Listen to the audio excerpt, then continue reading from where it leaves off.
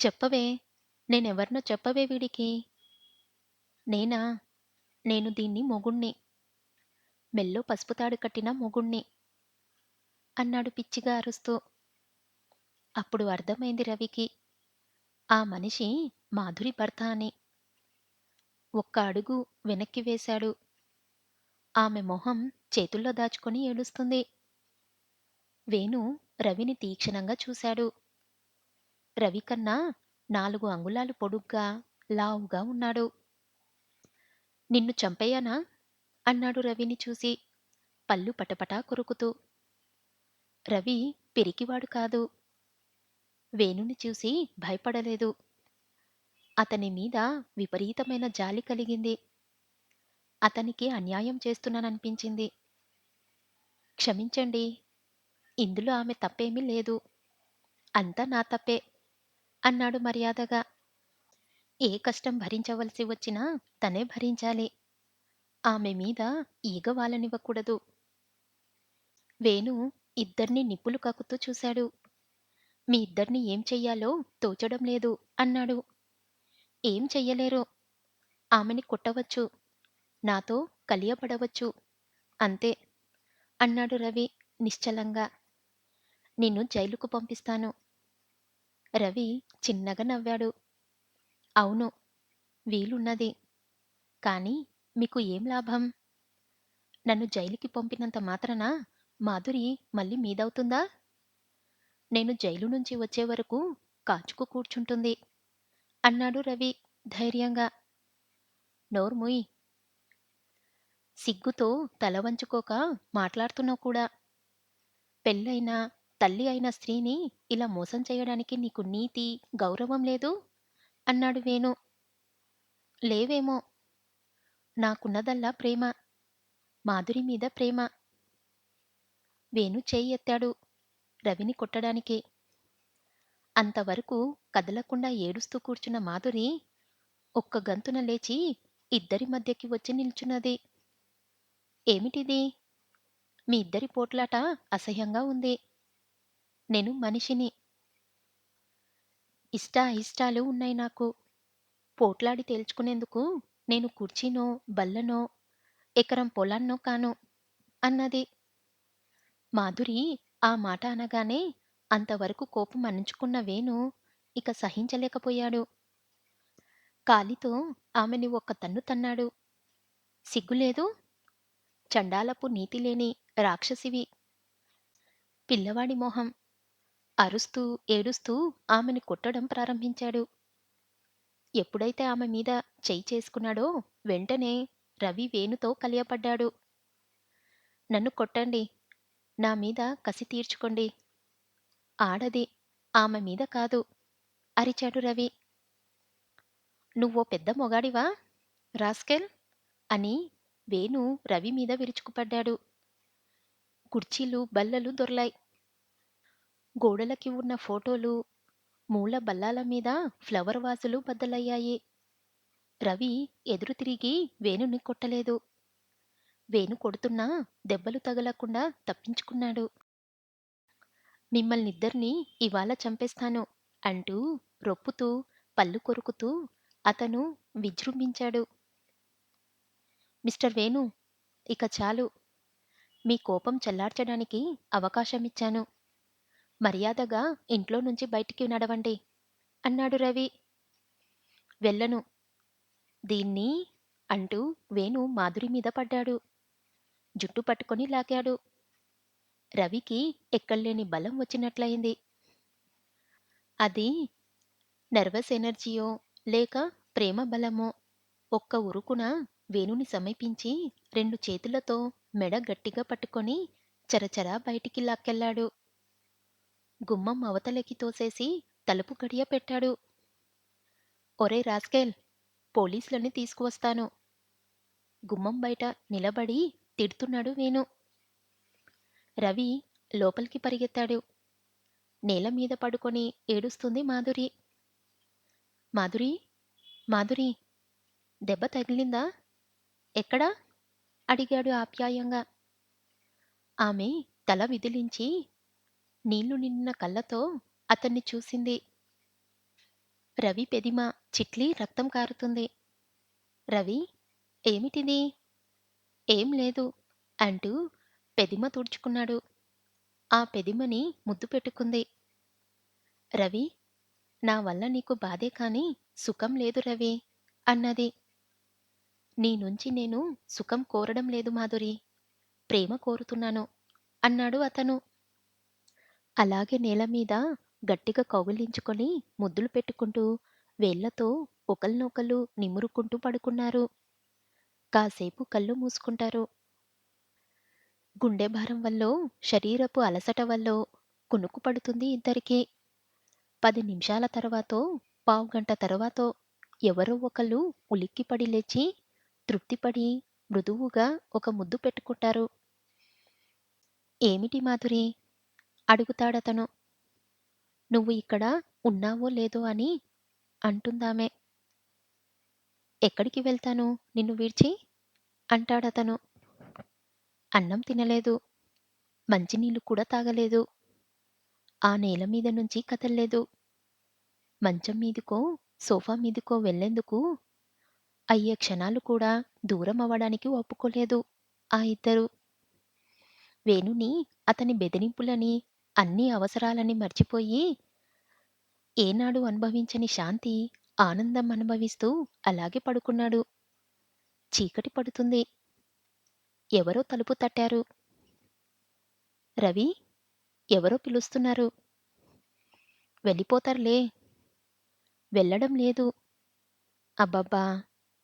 నిన్ను వదిలి వెళ్ళలేను. వెళ్ళి చూసిరా. అలా తలుపు తట్టుతూ ఉంటే కంగారుగా ఉంది. రవి వెళ్ళి తలుపు తెరిచి, మీరా? అన్నాడు ప్రభావతి తండ్రి సుందరరామయ్యని చూసి.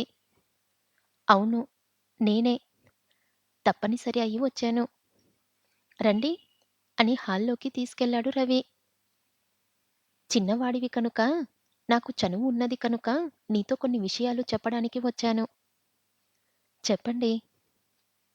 మాధురి భర్త వేణు నన్ను కలుసుకున్నాడు అని రవిని పరీక్షగా చూశాడాయన. రవి మాట్లాడలేదు. నీతిని గురించి నీకు ఉపన్యాసం ఇవ్వడానికి రాలేదు నేను. వాస్తవిక పరిస్థితుల గురించి, న్యాయశాస్త్రం గురించి చెప్పడానికి వచ్చాను. వేణు నీ మీద అడల్టరీ కేసు పెడతానంటున్నాడు.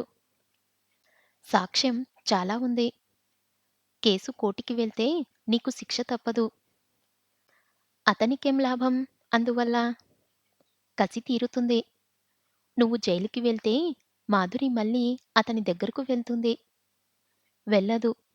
నేను జైలు నుంచి వచ్చేదాకా నా కోసం కాచుకుంటుంది. సుందర్రామయ్య నిమిషం పాటు మౌనంగా ఉండి, మాధురి కొడుక్కి 2 ఏండ్లు. ఆ పిల్లాణ్ణి మాధురికి ఇవ్వనన్నాడు వేణు. పిల్లవాడు తనక్కావాలని అడగలేదే. ఈ కొత్త ఆవేశంలో పిల్లవాడి విషయం తాత్కాలికంగా మర్చిపోయి ఉంటుంది. త్వరలోనే ఆ మరుపులోంచి తేరుకుంటుంది. అప్పుడు అడుగుతుంది.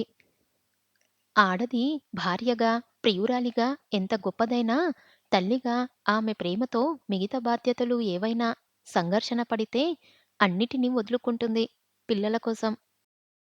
తల్లైన స్త్రీకి పిల్లల కన్నా ఆమె జీవితంలో ఏది ముఖ్యం కాదు. అది జ్ఞాపకం ఉంచుకో. మాధురికి చెబుతాను. నువ్వు చేసిన పని నీతిభావ్యమైన పని అని చెప్పడానికి రాలేదు. కానీ ఇబ్బందులు, బాధ, కష్టాలు కోరి తెచ్చుకుంటున్నావని నిన్ను వారించడానికి వచ్చాను.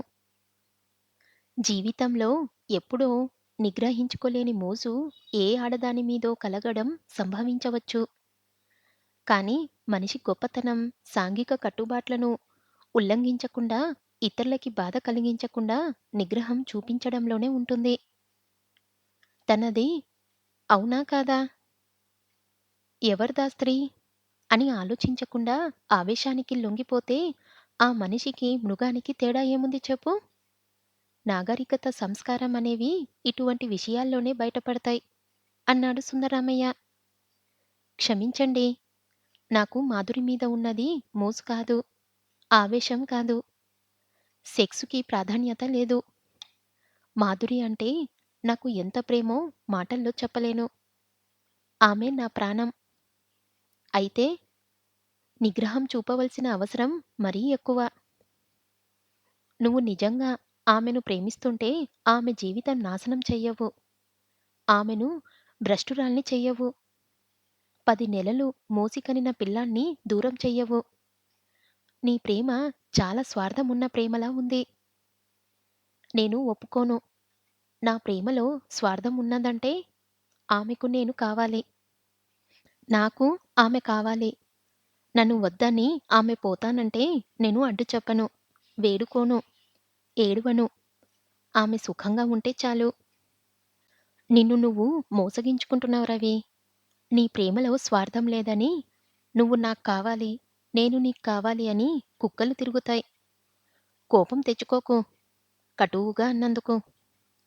నువ్వు నాకు కావాలి, నేను నీకు కావాలి అని మనం ప్రేమని దాచుకోవాలి.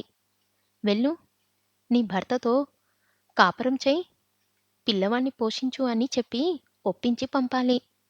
అప్పుడే నీది నిజమైన ప్రేమ అవుతుంది. నేను నీకు కావాలి, నువ్వు నాకు కావాలి నిజమే. కానీ నేను పెళ్ళైన దానిని, నాకు పిల్లవాడున్నాడు. నీ జీవితం నాశనమవుతుంది అని చెప్పి ఆమె వెళ్ళిపోవాలి. అప్పుడే ఆమెది నిజమైన ప్రేమ. ఏమాత్రం త్యాగం చెయ్యలేని మీ ప్రేమలో స్వార్థం తప్ప ఏముంది? అన్నాడు సుందరామయ్య. రవికి తల తిరిగినట్లయింది. తన ప్రేమ ఎంత తీక్షణమైందో, ఎంత లోతైనదో చెప్పగలడు. రవి ప్రేమని ఉదాత్తం చేసుకోవడంలోనే ఉంది గొప్పతనం. ఆలోచించు. నీ జీవితం నాశనం చేసుకునే అధికారం నీకున్నది. కానీ మాధురి జీవితం, పిల్లాడి జీవితం నాశనం చేసే అధికారం నీ ప్రేమకున్నదా? ఆలోచించుకో. వస్తాను అని సుందరరామయ్య లేచాడు. ప్రభావతి విషయం ఏం మాట్లాడలేదు. పాపం ఏమనుకుంటుందో? సుందరరామయ్య వెనకే తలుపు దాకా వెళ్ళి ప్రభకి క్షమాపణలు చెప్పండి అన్నాడు జంకుతూ. సుందరరామయ్య రవి వీపు తట్టాడు. ఆ బాధ పెట్టుకోక రవి. నువ్వు ప్రభని ఏనాడూ ప్రేమించలేదు. కాస్త మోజుపడ్డావంతే. నాకు తెలుసు. అందుకే పెళ్లి చేసుకోవాలని తొందర పడవద్దన్నాను. నీ తొలి ప్రేమ ఇది. నీ కళ్ళల్లో తెలుస్తుంది. నీ శరీరం వెలిగిపోతుంది.